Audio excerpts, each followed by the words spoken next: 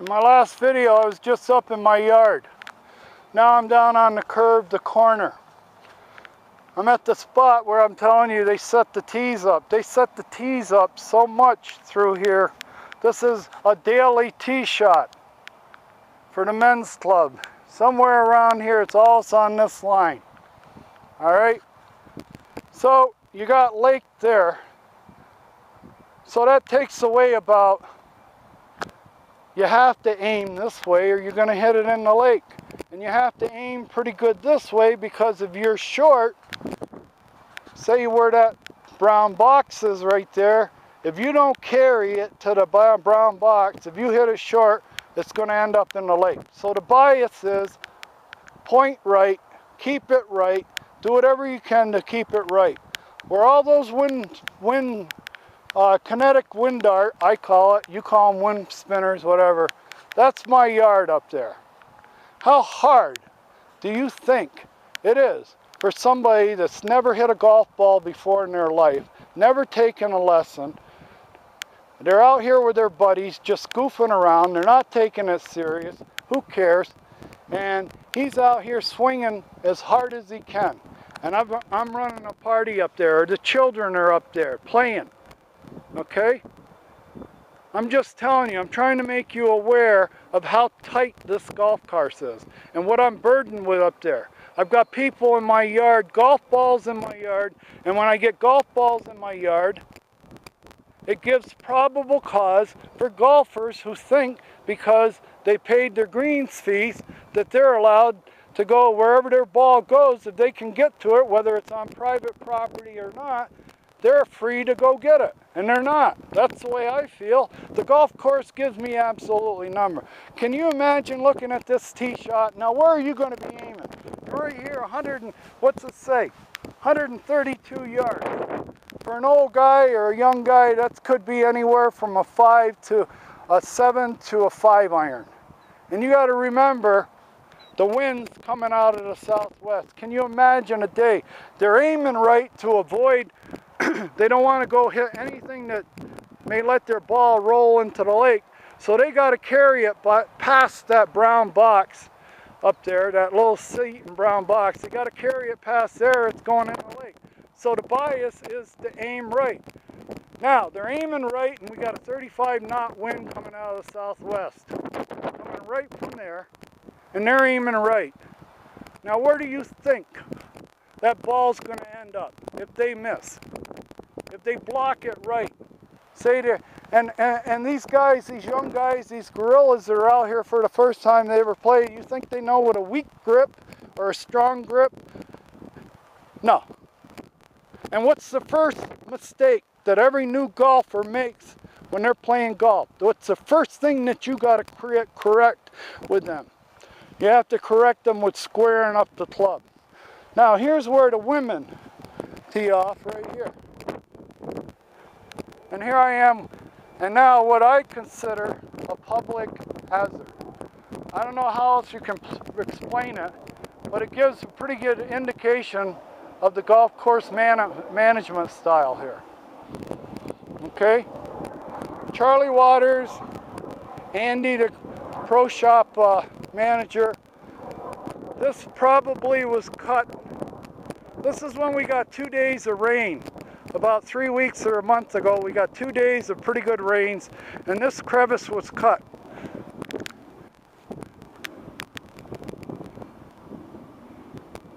And now, what I'm looking at is what we're all looking at right here.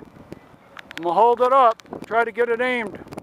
What we're looking at is the access easement and the drain for parcel 12. The golf course, the HOA, I think even the town of Buckeye doesn't want to recognize this as a drain. They don't want to recognize it as an access easement. And why I'm over here taking this video right now is to show you those rocks right there. Those rocks are put there without authorization. If it was an authorization from the HOA, it was a verbal. All right? that was a verbal. Those were installed there over the weekend by a private manager. I'm not a manager, a private individual, a member of the community that lived in that White House, installed those there over the weekend after he saw a golf cart go down through here.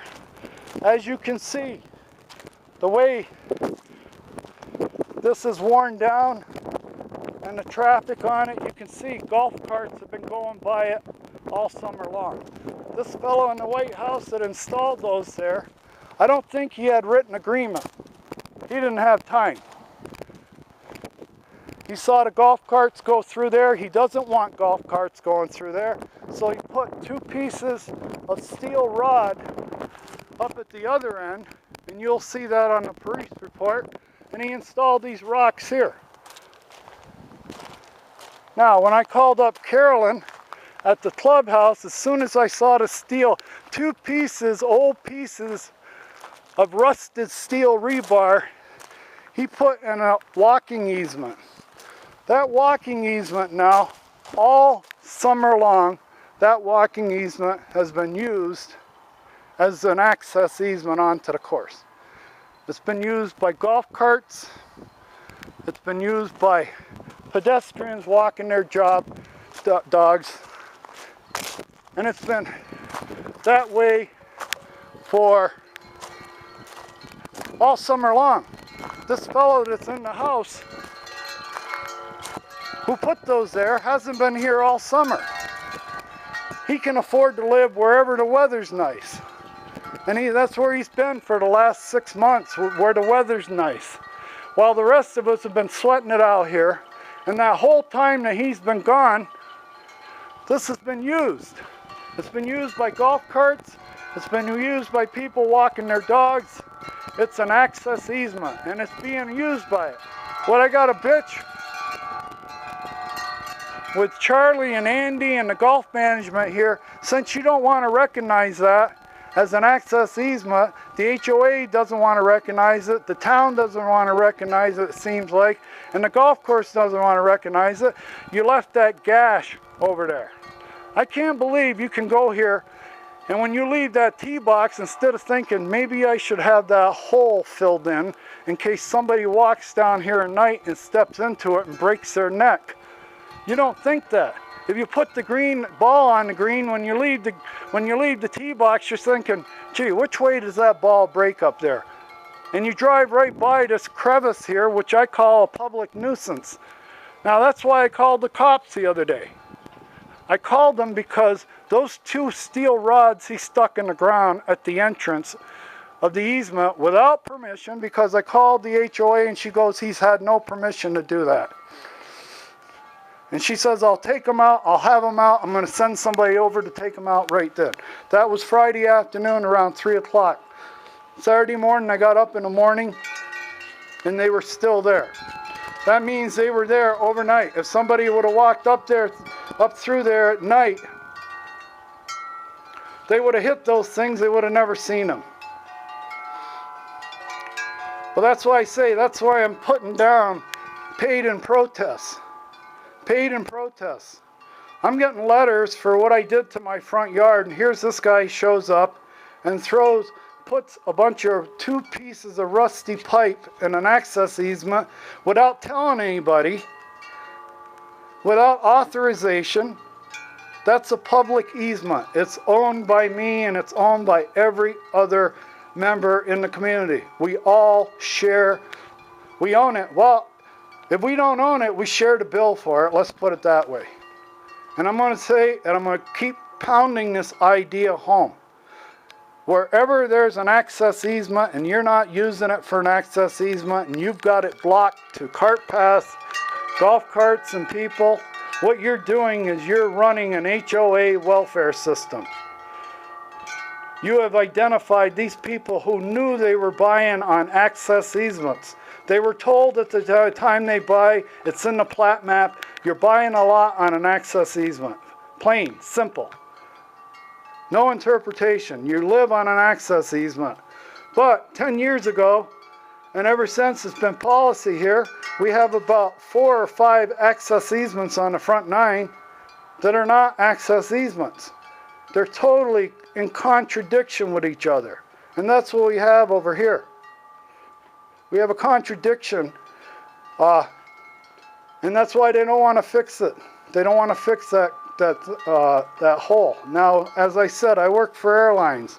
I worked at United Airlines in San Francisco, and we had a guy named big Irishman with a red face and white hair named Screamin' Gene Lawler.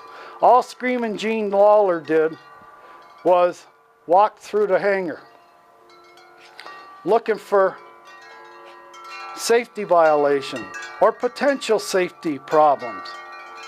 If he walked through a dock and there was a mechanic on the wing without a harness on, he went looking for the foreman. And you don't want to be a foreman being screamed at in front of your men by Screamin' Gene Lawler. He would not only tell you to get the man off the wing, he'd give you a half-an-hour lecture in front of everybody, pointing his finger in your face. I never want to walk through this dock again and see a man up on that wing without a harness on. All right? We don't have that attitude out here at the golf course. It's get the money, keep the golf course pristine, and any access easements onto the course, we got to shut them down. Now I'm trying to get across to you what's taking place out here. The reason I didn't walk up that walk is because Chuck showed up with his truck. He's probably calling the cops right now. I should sit here with a camera and wait for the cops to come around the corner, because both him and Dan Veskerna saw me out there taking video. So I didn't walk out to the sidewalk, but I'm going to tell you what's out on the sidewalk.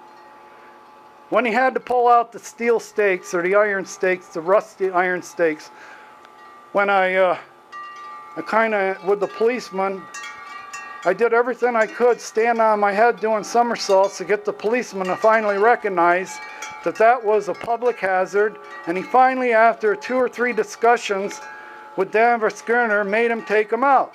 So what was the next move Dan Veskerna did? I'd go out and take a picture of it now, but there's probably cops waiting for me out there. I've already been spotted by Dan Veskerna with my video camera and Chuck, okay? So I'm not going to go out on the sidewalk, but I will tell you, why don't you send somebody by and look at the sidewalk in front of Veskerna's, because as soon as he pulled out the pipes and he got defeated that way, he went out and got 2 huge boulders, probably a couple hundred, 300 or 400 pounds apiece, and he set them right off the sidewalk. I talked to Chuck once about doing something in my yard, planting a plant or something like that. Chuck, about 3 years ago, told me there's like a 22 or 24-inch buffer zone between me and the sidewalk where I'm not allowed to go in there with a plant, with any kind of structure. Now, that rule applies, and the rule applies that you can't add anything to your lot without permission of the HOA.